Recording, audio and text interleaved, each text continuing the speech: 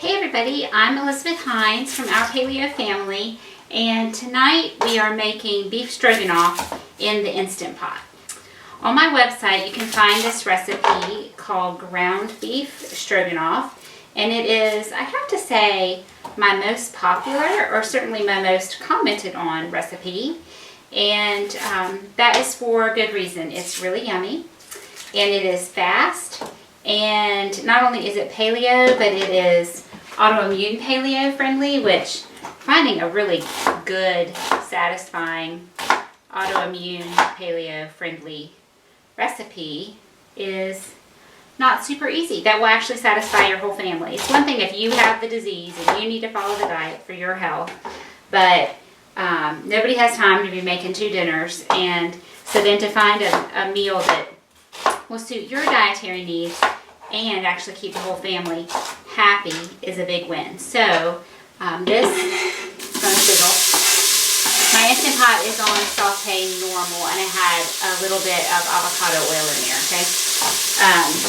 That's a big win to have a recipe that's so yummy that everybody will love.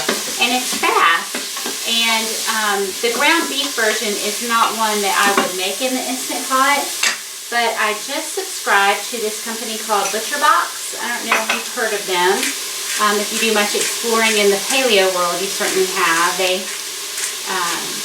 I think, have reached out to a lot of paleo bloggers and are asking them to recommend them to their readers. I am small potatoes in the paleo blogger world, so nobody is reaching out to me asking me to promote their products. However, I always lose my garlic. It just like disappears. Oh, there it is. I have 2 cloves of garlic, so I'm going to go ahead and process those while I talk to you. Anyway, I just signed up because I saw that they were having a promotion of free bacon for a year, and it's Peterson's bacon, which is my favorite. It doesn't have any sugar. It tastes really amazing. To quote my son, it's very meaty. He does not like the fatty parts of bacon, and it's expensive. So to get a package of that free for a whole year is amazing. So anyway, there's a whole video about it, and you can watch that if you're really interested in ButcherBox. But so I got my ButcherBox delivery, and it came with these top sirloin. I mean, it's a steak, I guess, technically, but I usually cook it like a roast or my Mongolian beef in the Instant Pot. So it's kind of a quicker cooking, not certainly like a filet mignon or a ribeye, but a quicker cooking cut of meat. I hope that makes sense.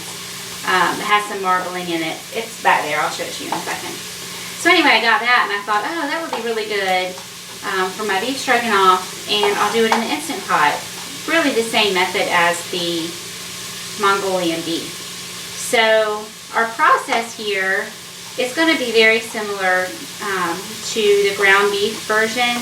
I'm just going to be cooking my onions and garlic and mushrooms a little bit, and then I'll take them out.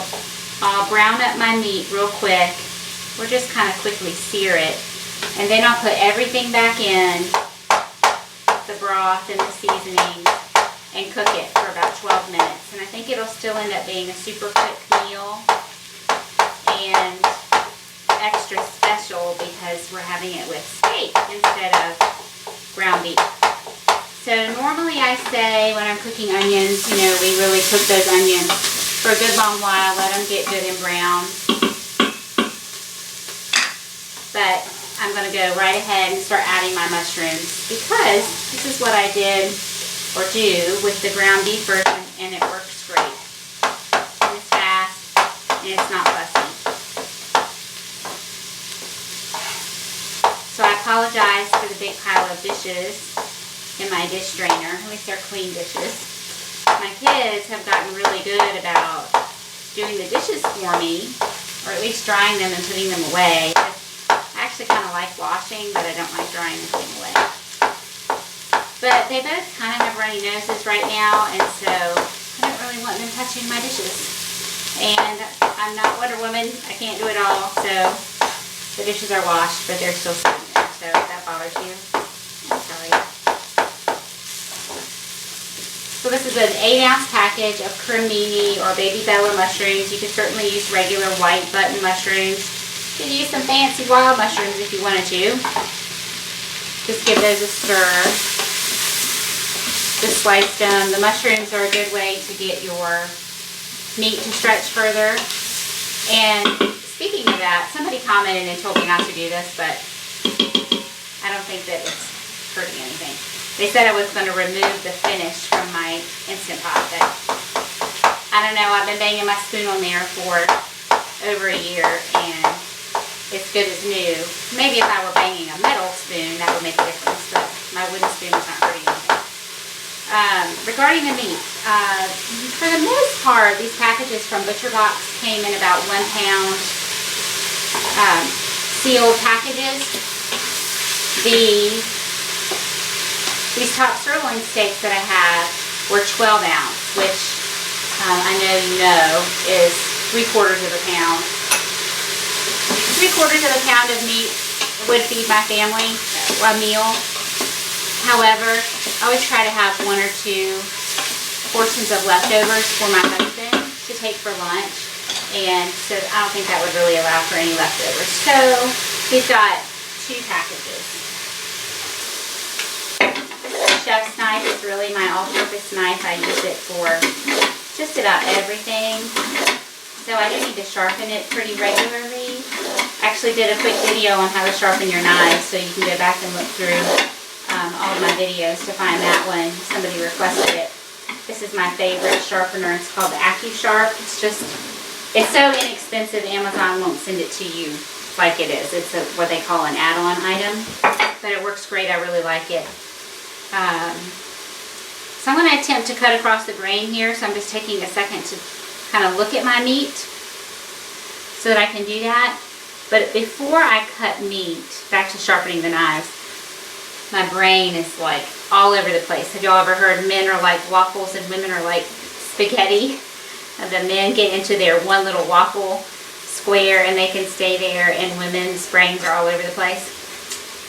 It's very true. So for sharpening the knives, before I cut meat, I always try to sharpen my knife so that it'll cut through. I'll tell you what, this particular piece of meat is really tender. I mean, like super tender. Let's see which way my grain is going here. It's not the end of the world if you don't cut across the grain, so if you cut with the grain, but it certainly makes your meat easier to eat, easier to cut and chew if you cut it across the grain. Then you have shorter fibers that you're working with. Okay, so those are going. When I'm done with my meat, I will take the vegetables out, and I will, excuse me, I'll just set them aside while I start to brown my meat. And actually at this point, I want to turn this up to high, so I have to actually turn it off and then turn saute back on and adjust it up to more. Okay? I am thinking, so I have another package of these top sirloins, 2 more packages I guess, so 24 ounces more. And I'm thinking I might cook it like an actual steak. They just seem so amazingly tender. I'm very excited about this. This is the first thing from my ButcherBox we will have eaten. We're going to have the chicken in a couple days, so we'll see how that is. A lot of times I just got chicken breasts in my package this time, and you know, chicken, I think white meat chicken is not very forgiving. It can be really dry. This one, the grain is going like this, and it's pretty long, so I'm actually going to cut it in half to make it easier for me to cut.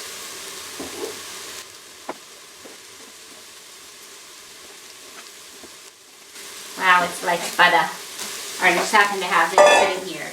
I'm going to toss my garlic in and let that cook for just a minute. You don't want your garlic to burn, so be real careful with that.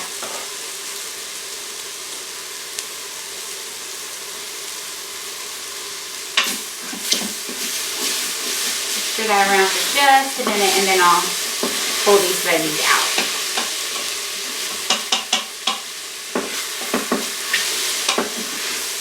already the garlic is real fragrant, so I can tell it's ready.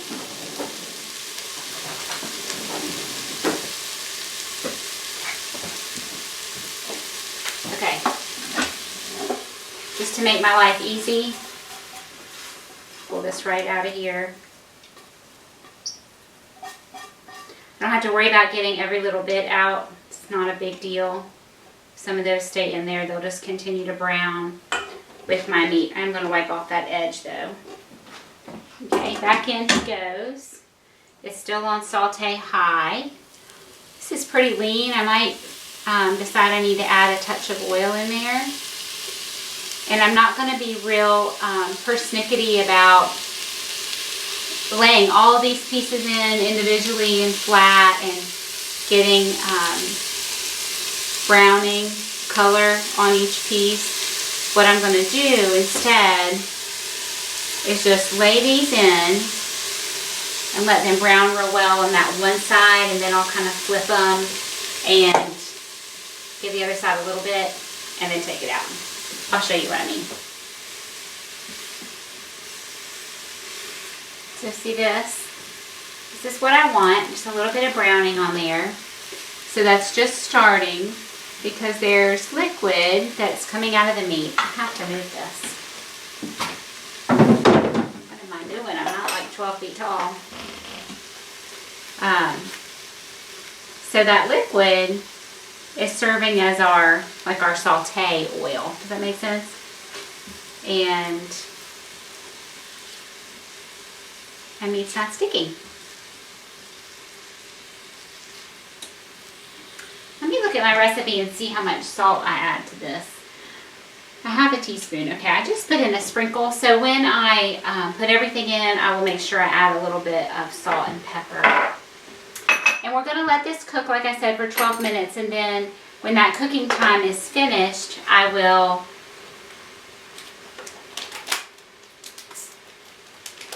I'll take the lid off and I'll turn saute back on, and it will boil, and I'll add my mixture of coconut cream and lemon juice, which is our paleo version of sour cream. This is my arrowroot that I need a couple tablespoons of. Something I should tell you too, my recipe, as I said, is for ground beef stroganoff, and it calls for just 1 pound of meat, but what I'm working with here is 24 ounces, so 16 ounces in a pound, right? And then I have 8 more ounces than that, so I basically have 1.5 pounds of meat. So I did double my onion, I did double my garlic, and I'm going to add, instead of a cup of broth, I have about 1 3/4 cups of broth. It just happens to be what I have, so that's why I'm using that. I have this on more right, yeah. But I'm not going to double the salt because that, I just have a feeling that would make it too salty. And I can always add some more salt at the end. This is going to get hotter. Remember when I adjusted my temperature up to more? So it's still sort of coming up to that temperature. So this will take about 3 batches. The other ingredients I'm going to add are, so like I said, a couple tablespoons of arrowroot. That'll serve as our thickener.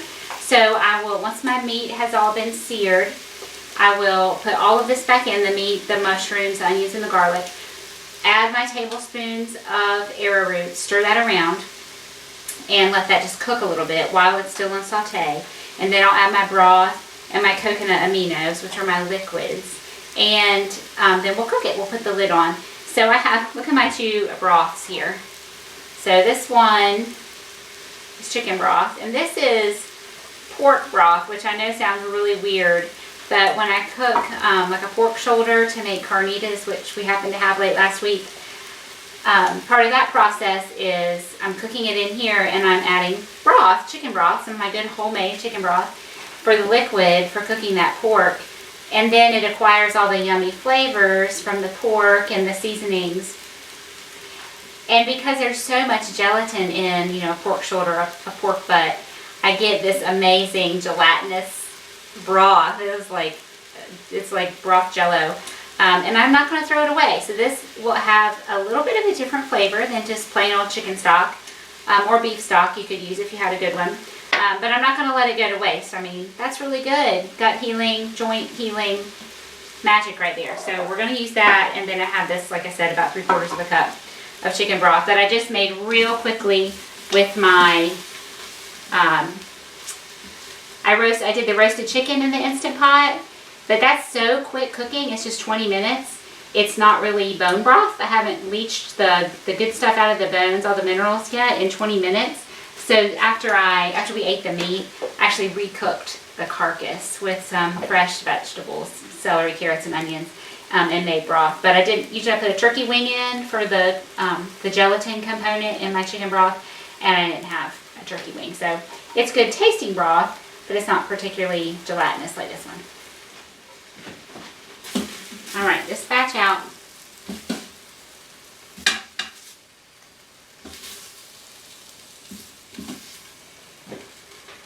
Okay, now I'm just running out of patience, so I'm just going to toss all these in. I'll kind of spread them out as I get them in there. Just put the whole big lot in. This is developing all that delicious fond, that brown, yummy stuff on the bottom of my pot, which will add flavor to our finished dish. Okay, so all of this goes back in. That's my rubber spatula to get it all. So my saute is still on high. Now I'm going to think about it every time I tap my spoon about the commenter telling me not to tap my spoon on the edge. Okay, so the tricky thing about arrowroot is when you, so I made this the ground beef version of this at Christmas last year for a large group of people. Let me stir that in. And I tripled the recipe, so I tripled the amount of arrowroot. And it got kind of gummy, honestly. So my recipe calls for 2 tablespoons, and I'm just gonna leave it at that. And you know, I didn't do rounded tablespoons or anything. I'm just leaving it at 2 tablespoons. And then after the fact, when I'm boiling my liquid and I'm adding my fake sour cream over here, I can always add more. I'll just have to, instead of adding my arrowroot straight like that, I'll have to make a little slurry out of it, combine it with some water, or I could use my glucomannan, that fiber supplement that thickens. I've talked about that a good bit. I could use that, but I'd rather not add extra arrowroot.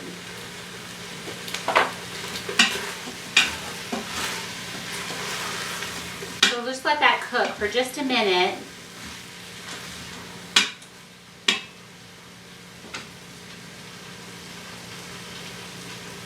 It smells so good. I can't wait to eat this. Actually, I did a terrible thing. I didn't eat lunch today, and I was really hungry because I've been doing a lot. It's been a busy day, and I made some guacamole. I had a plantain that was getting overly ripe, so I fried a plantain, and I had a bunch of avocados that were overripe. So I had myself this nice snack of guacamole and plantain chips at like 4 o'clock to 4:30, and I knew we were having this yummy dinner, but I'm not going to be particularly hungry for it. Okay, let me get my measurement for the coconut aminos. I'm pretty sure it was a tablespoon, but I want to be sure. 2 teaspoons of coconut aminos. So to double that would be a tablespoon plus 1 teaspoon. So like a tablespoon and a third. This is a 1.5 tablespoon measure. So I'll just use this one. Coconut aminos makes the world go round, in my opinion. We love it in this family. So if I have a little bit extra of that, no problem. Okay, so in goes that 3/4 of a cup already. It's kind of sticking on the bottom, that browning. Here goes my Jello broth. And that'll melt down nice and quick, and it'll deglaze my pan. Remember, I told you I read on one Instant Pot blogger's website that your Instant Pot might not seal if you have a lot of that fond on the bottom. So make sure you just take a second and scrape that up. I haven't experienced that myself, but I take the time to make sure I scrape the bottom. Mostly just because I want that flavor into my dish. I don't want it just stuck on the bottom of my pan. I'm going to give this a quick taste. I'll just use my measuring spoon. I'll kind of rinse out that aminos because the aminos are salty. I just want to taste it for seasoning, see if I'm way under salted or peppered. So I'm just tasting the broth.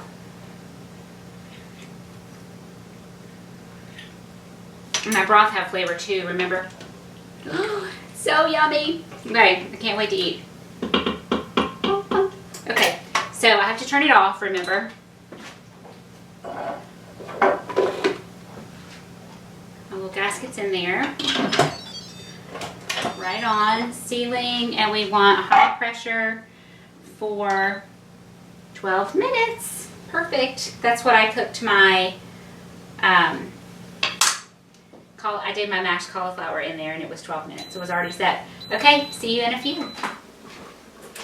Alrighty, everybody. So our beef stroganoff has finished cooking, and I just did quick release because it's dinner time and we're hungry. And that meat was so stinking tender before I even put it in that I didn't feel like it needed the extra cooking time to tenderize.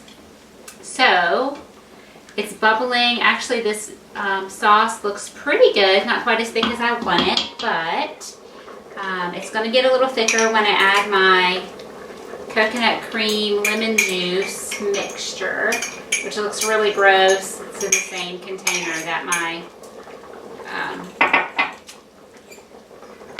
broth was in, my Jello broth.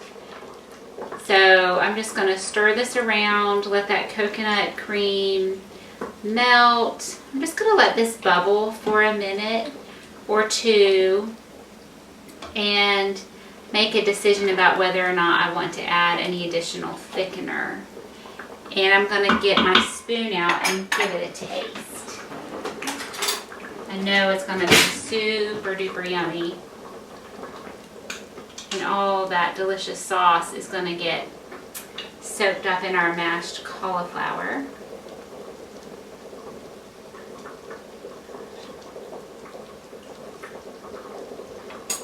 Wow, it's perfect. It's divine. It's so good.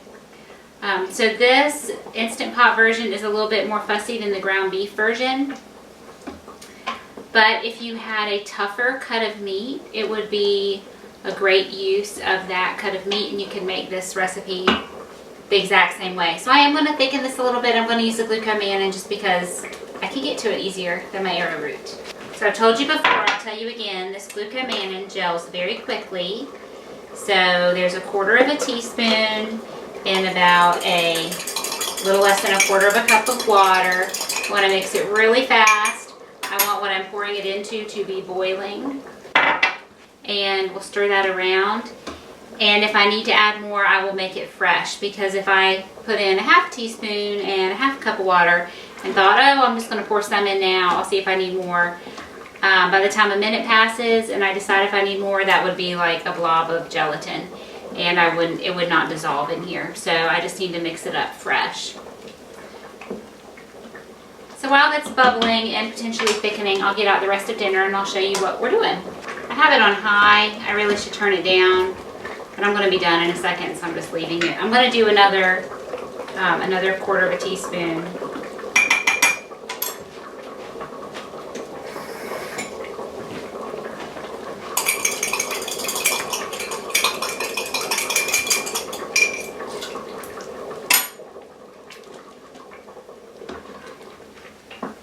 So that was a half a teaspoon, and I really did a total of about a third of a cup of water. Okay, so our mashed cauliflower, which I know that doesn't look particularly pretty, tastes delicious. And if by chance you could have dairy and you put a little butter on top of that, it would have sort of a really golden, sort of shiny look. It would be great. I gotta just turn this down.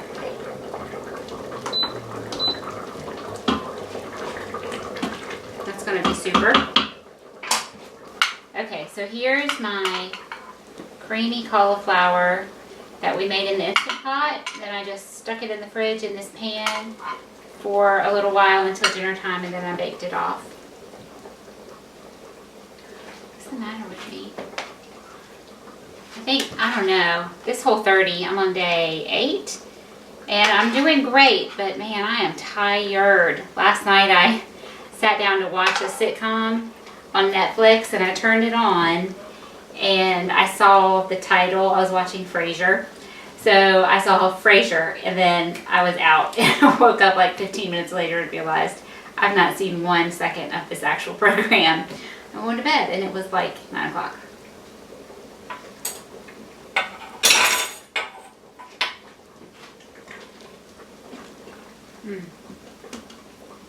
Total spaz today.